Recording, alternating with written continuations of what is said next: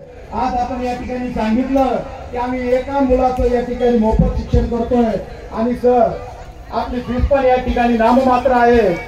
आपण शहरामध्ये राहणारे माणसं आहोत, आपण ग्रामीण भागातूनच आलेलो आहोत। मगाशी सरांनी उल्लेख केला की माझं 10वी पर्यंतचं शिक्षण हे केवळ 10,000 रुपये झालेलं आहे। सर तुमचं 10,000 झालं, माझं 1,000 झालं। त्यावेळेस आपण सर्व जिल्हा परिषदेच्या शाळेमध्ये शिकलेलो आहोत आणि जिल्हा परिषदेची शाळा कशी असते, एका वर्गामध्ये 1ली ते 7वी पर्यंतची मुलं त्या ठिकाणी भरली जातात। त्यावेळेस होतं, आताची परिस्थिती मला माहित नाही।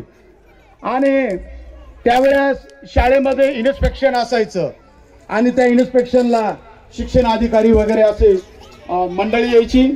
गावामध्ये मोटार गाडी आली, जीप आली की सर्वांना कुतूहल वाटायचं की फार मोठा कोणीतरी साहेब आलाय आणि आता शाळेचं आपल्या इथं मूल्यांकन होणार आहे। मग सर्व गुरुजनांनी त्या ठिकाणी तयारी करायची, हुशार मुलं पुढे बस